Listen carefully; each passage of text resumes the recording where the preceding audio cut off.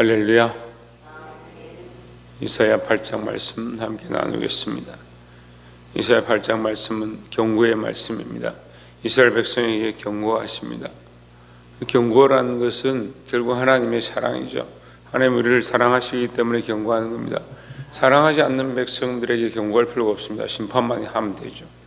근데 하나님 우리에게 경고하시는 이유는 정신을 차리고 하나님 안에 있으라고 말씀하십니다. 사랑하는 성도 여러분, 말씀 안에 있어서 하나님 안에 있어서 하나님 경고를 듣는 자들이 되기를 주 이름으로 축원합니다. 8장 1절에 보시면 여호와께서 내게 이르시되 너는 큰 서판을 가지고 그 위에 통용 문자로 마헬 살랄 하스바스라 쓰라 했습니다. 누구나 알아듣도록 이것을 기록하라. 이름을 마헬 살랄 하스바스다 이렇게 기록하라 했습니다. 3절에 보시면 내가 내 아내를 가까이 하매 그가 임신하여 아들을 낳은지라. 여호와께서 내게 이르시되 그의 이름을 마헬 살랄 하스바스라 하라 했습니다. 이사야의 아들을 마헬 살랄 하스바스라 기록하라 했습니다. 4절 보면 이는 이 아이가 내 아빠 내 엄마라 부를 줄 알기 전에 다메섹의 제물과 사마리아의 노략물이 아수르 왕 앞에 옮겨질 것이라 하시니라 했습니다. 자, 이건 무슨 말이냐면 심판하시겠다. 심판하시는데 어떻게 하느냐? 내 백성의 재물과 내 백성의 것들이 빼앗겨서 누구의 것이 되느냐? 아수르에게 간다. 이 아이가 자라기 전에 이 재물들이 다 빼앗겨서 아수르의 것이 될 것이다. 그럼 다시 말하면 얼마 남지 않았다. 이 아이가 낳았는데 엄마 아빠 부르면 뭐 1년 2년 만에 될 일이니까, 그러니까 그렇게 하기 전에 이미 이것이 빼앗겨서 아수르의 노략물이 되어진다. 참 비참한 상황이다 이 말이죠. 긴급하고 비참한 상황, 때가 가까이 왔는데도 깨닫지 못하는 이스라엘을 향하신 하나님의 마음이다라는 겁니다. 여러분, 하나님 앞에 우리가 빨리 깨닫고 돌이켜야 될 줄 믿습니다. 그래서 이 모습을 보면, 이 말씀은 신약적으로 보면 있는 자는 얻을 것이고 없는 자는 그 없는 것까지 빼앗긴다. 달란트 비유에서 나오죠. 하나님 우리에게 은혜를 주셨고 우리에게 기회를 주셨고 우리에게 삶을 주셨고 또한 거기에 재능까지 더하셨는데 그 재능을 누구를 위해서 썼느냐? 하나님 영광을 위해서 쓰면 그것이 더 귀한 열매로 나타나고 하나님께서 더 부으시는 은혜로 우리에게 주어지는데, 그 한 달란트 가진 자는 달란트가 없어서 문제가 아니라 그 달란트를 땅에 묻어놓은 것이 문제다. 그래서 그 있는 것조차도 어떻게 합니까? 빼앗겨버렸다는 거예요. 이 하나님 주신 은혜를 잊어버리면 이렇게 되는 거예요. 하나님 우리 인생에 많은 은혜를 베풀어 주셨는데 그 은혜를 가지고 하나님 영광을 위해서, 하나님 뜻을 위해서 사용해야 된다는 거죠. 그래서 빼앗기지 아니하고 더욱 하나님 영광을 위해 쓸 수 있는 더 풍성한 삶을 살 수 있는 저와 여러분 되시기를 주의 이름으로 축원합니다. 두 번째 나눌 말씀은 5절에 보시면 여호와께서 다시 내게 말씀하여 이르시되 이 백성이 천천히 흐르는 시르아 물을 버리고 르신과 르말리아의 아들을 기뻐하느니라 했습니다. 무슨 말이냐면 하나님 주신 은혜와 축복을 잊어버리고 세상의 영광을 더 사랑한다 이 말입니다. 그 예수 믿는 사람들이 세상의 명품이나 세상의 좋은 것들을 자꾸 쫓아가는 것도 그렇게 하나님 앞에 아름답지 않은 겁니다. 우리 하나님이 원하시는 하나님 나라, 영원한 영광, 예수 그리스도의 삶을 사실 추구해 가야 되는데 생각은 자꾸 어디 있느냐? 그리스도를 따라 십자가의 길을, 고난의 길을 주와 함께 굶고 배고프고 어려워도 좁고 협착한 길을 가겠습니다 하는 사람보다 나는 세상의 부귀와 영광과 존귀를 얻겠습니다. 그래서 구하는 게 뭐냐? 머리가 될지언정 꼬리가 되지 않게 해주십시오. 이렇게 구하는 거죠. 그 가치관이 그래, 가치관이. 우리가 구할 것은 하나님 나라를 구하고 하나님 나라와 그 의를 구하고 그것이 우리 삶의 목표 방향 되어지고 그것이 기도의 제목이 되어야 하는데 사실 쉽지는 않습니다.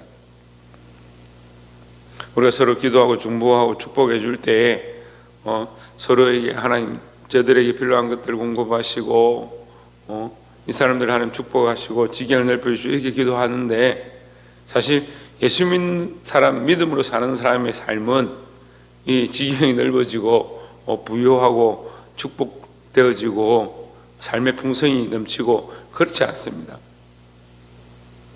십자가의 길을 가는 거예요.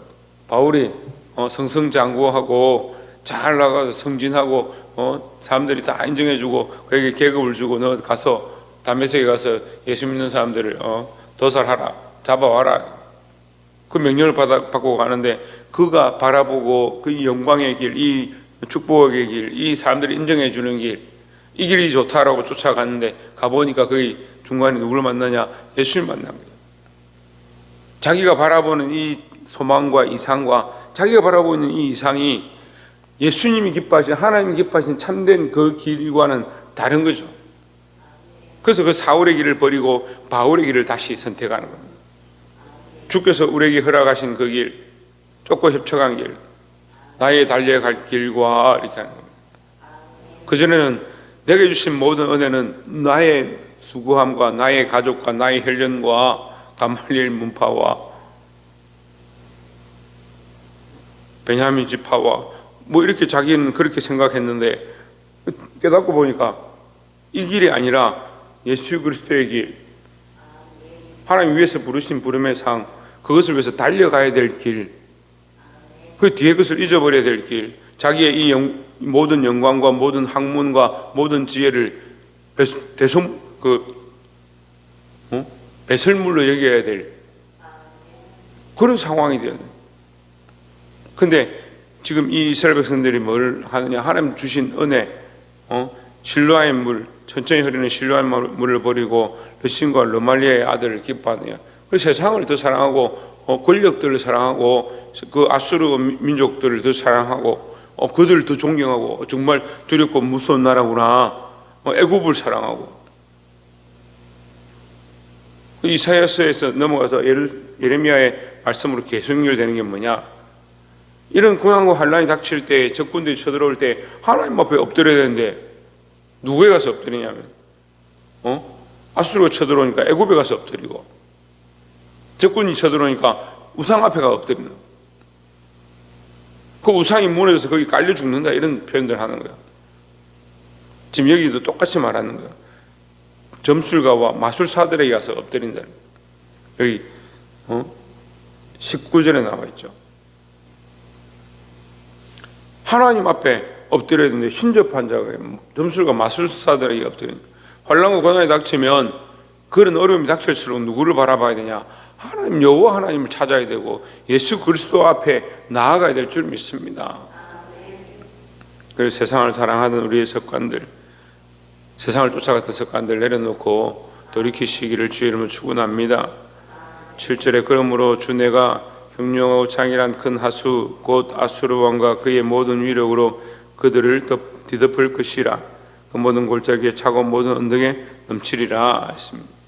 너희에게 흐르는 이 은혜의 젖줄기를 잊어버리고 세상을 쫓아가면 그들이 오히려 너에게 뭐가 된다? 흉흉한 창이람이 되어서 오히려 너희가 거기에 넘침으로 거기에 빠져버리게 된다. 그래서 세상에 오히려 성공한 것처럼 보이지만 믿음을 잊어버리고 하나님 사랑을 잊어버리고 하나님 주신 축복을 잊어버릴 수 있다라는 거죠. 잊지 않고 정신을 차리고 깨어있으시기를 주의 이름으로 축원합니다. 끝으로 9절에 너희 민족들아 함성을 질러보아라. 그러나 끝내 패망하리라. 너희 먼 나라 백성들아 들을지니라.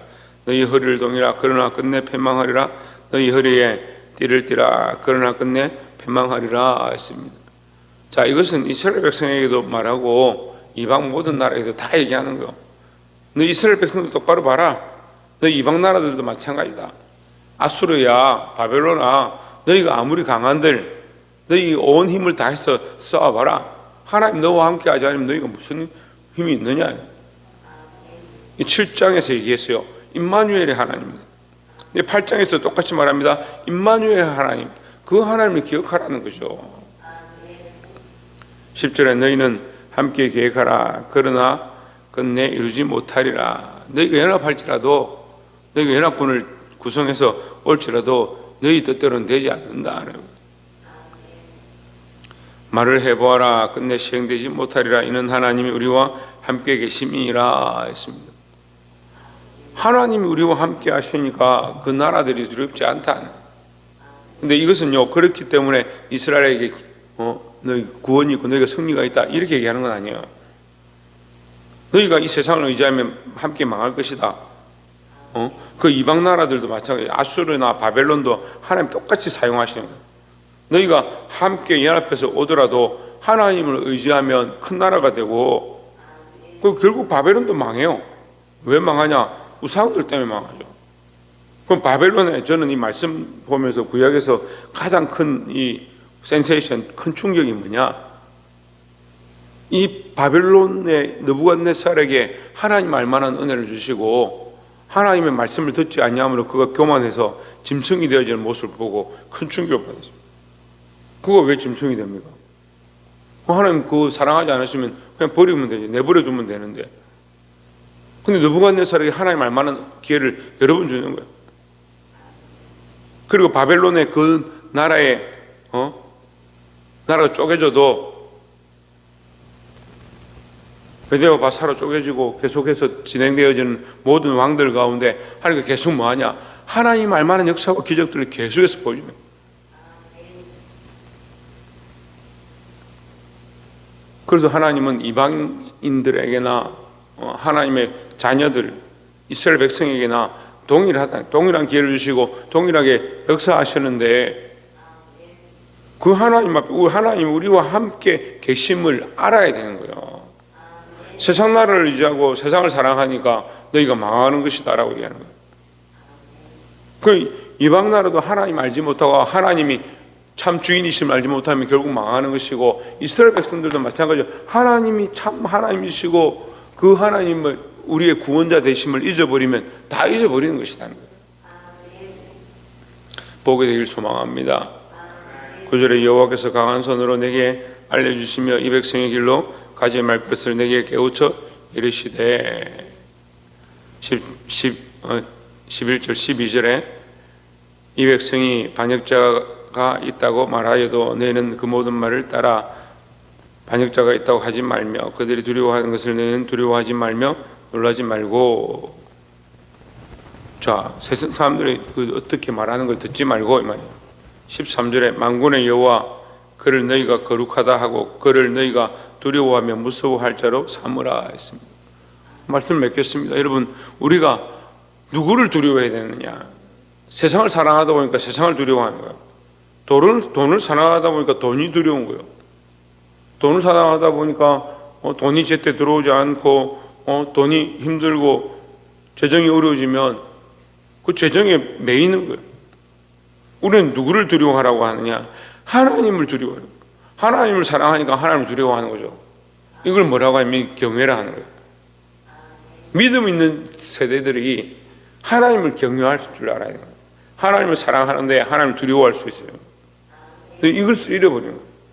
이 하나님을 두려워하면서 하나님을 경외하는 것을 잊어버리니까 부모를 사랑하면서 부모를 두려워하는 걸 잊어버리는 거예요.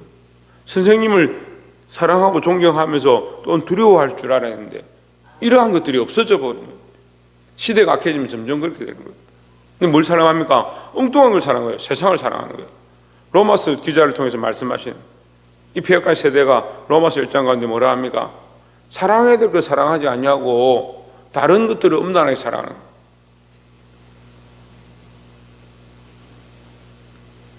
사랑하는 성도 여러분, 하나님을 온전히 사랑하시기 바랍니다. 그리스도를 사랑하고 그 말씀 가운데 있어서 세상을 바라보았던 것들을 내려놓고 믿음으로 살아 승리할 수 있는 저와 여러분 되시기를 주의 이름으로 축원합니다. 기도하겠습니다. 이 시간 말씀